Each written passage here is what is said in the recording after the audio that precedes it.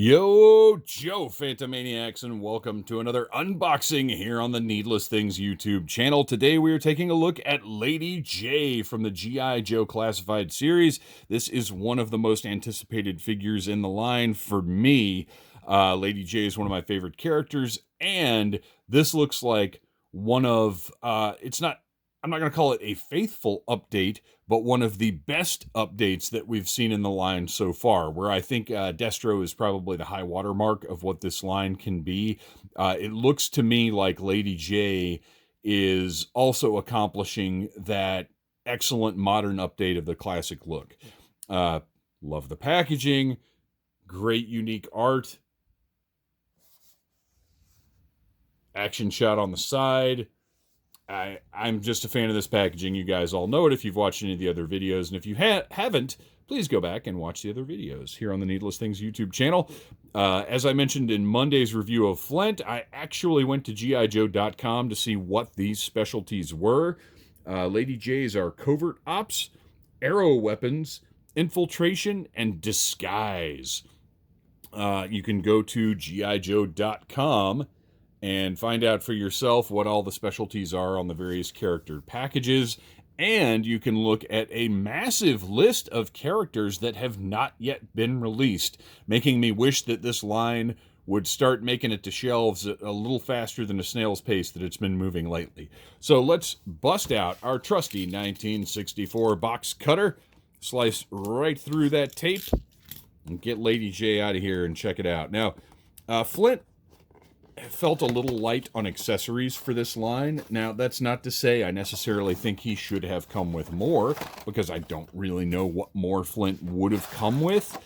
But looking at Lady Jaye today, you can see she definitely took up a good portion of the accessory budget, and for this wave. And she's got a little bit of tape here, but the tape that Hasbro has been using on these is not...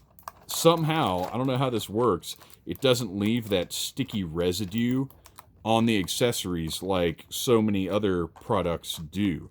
As a matter of fact, I just bought Ric Flair and the Giant 2-pack from Mattel the other day, and the accessories that come with that were taped into the box, and when I pulled the tape off, they're just disgustingly sticky. It was... I threw they were a couple of stands that go with a belt that's apparently never going to come out. So I just threw those in the trash because they were so sticky I couldn't even stand like touching them.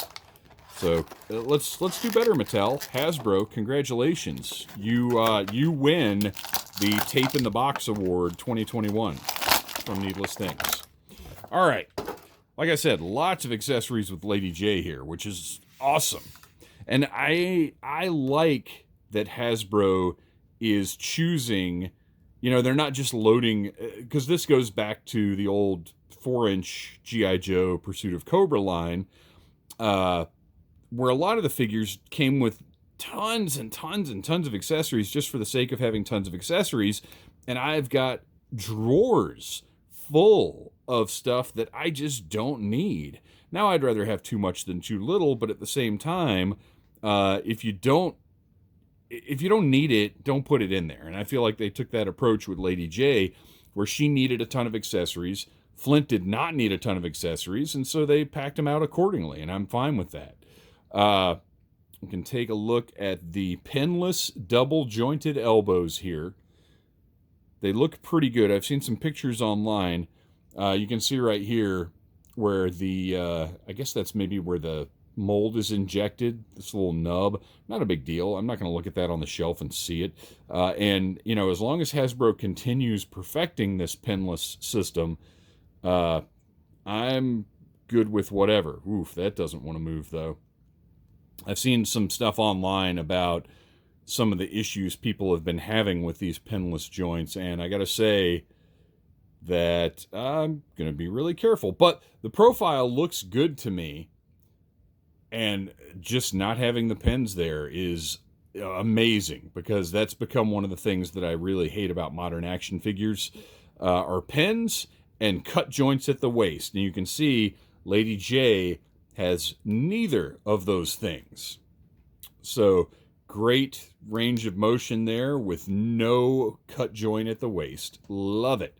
There's her sort of signature classified series blue thing, a communicator, I believe that is. I can't remember. It's been a while since I played the game, which I think is where that was sort of defined. Butterfly joints at the shoulders. Just great, very well articulated line of figures. And as far as the look of this Lady Jaye, she looks incredible. This is what I want out of this line. I want it to be recognizable. It was an interesting thing. We recently reviewed G.I. Joe Resolute on Audible Interlude, the G.I. Joe podcast. Matter of fact, it's on the newest episode, which you can find anywhere you find your podcasts.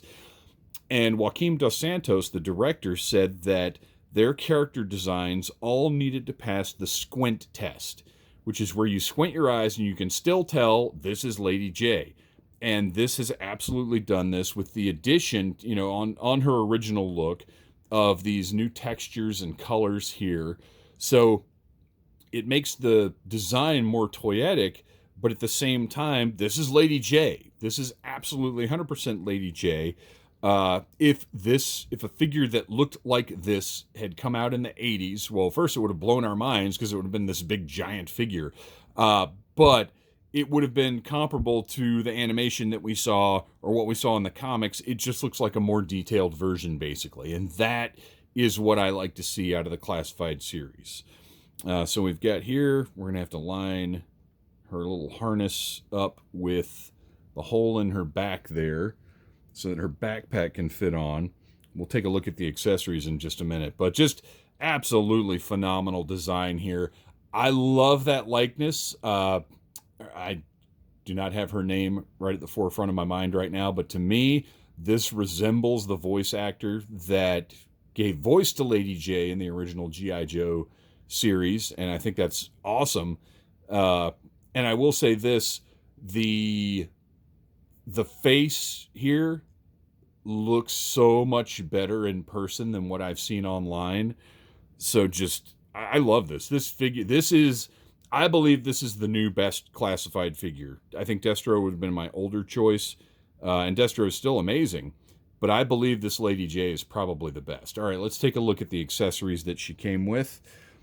She has a backpack with an articulated sort of spy camera type doodad sticking out of it. I'm curious to see. Oh, look at this. That's very cool. Her extra spearheads can be stored in the backpack in these little slots here. That is great. What a nice touch. Wonderful. And then I wonder if this comes off. It does not. Okay, that's not too bad. So it can be folded over, so the little camera deal can have a lower profile on the figure. So it's got a pivot right there, twists. Pretty cool. Oh, and look at this. Just notice this. The lens here has a glossy paint hit on it. So you can see that is the lens right there. Very cool. Okay, I like this thing more the more I look at it. So that can kind of fold over. And then, of course, the backpack itself, you can just see some detail on there. That painted black stripe just gives a little something extra. I like it. What I'm possibly not going to like is how well this fits into the figure. Oh, wow. Okay, that's great. So that's a big difference between her and some of the other figures. The backpacks have not been super on some of the classified series figures as far as how well they stay on. This one plugs in fairly snugly. The peg is long enough to get through the harness thing here, the belt across her chest, and we're good. It stays on nicely. And she's got a little camera buddy here to creep around Cobra Island or wherever and send intelligence back to the pit. Very cool. All right, let's take a look. She's got a couple of spears here And you can actually see the ends of these, let's see, are pointed, which is kind of wild. I wouldn't have expected that. And then you put on whichever spearhead you prefer. And there you go. You have the classic Lady Jaye spear that I'm guessing can attach right here. I'm not sure which way it's supposed to go. But it looks like, yeah, there we go. So that spear will plug right in there. Storage. So she holds one. She's got one on her back. And I didn't, let's see, what do we got here? Gosh, all of the gear that she came with is great. You've got a little knife.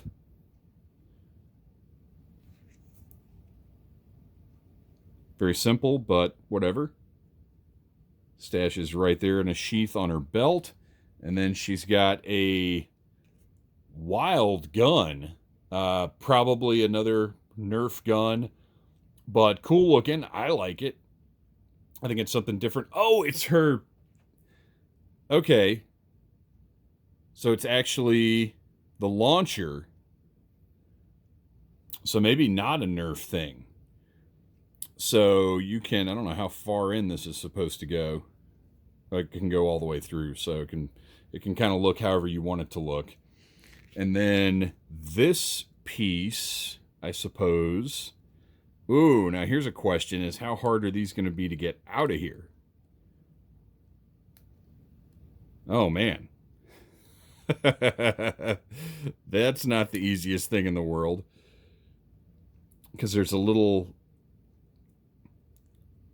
Oh, it's stuck in there really well. There we go. All right. Let's put that back on. So this is kind of a grenade type head, but you can pop that on there and have pretty cool looking. I'm not sure how this looks best. That barrel seems a little long that way. I don't know, however you want to put it in there, it's probably fine. And I'm not going to bend her elbows until I heat them up, because I don't want them to tear apart on me. But we'll slide that right in there. And she's got her cool spear launching gun when she doesn't feel like throwing them. I don't know, who could blame her? Who wants to throw their shoulder out, messing around throwing spears all day long?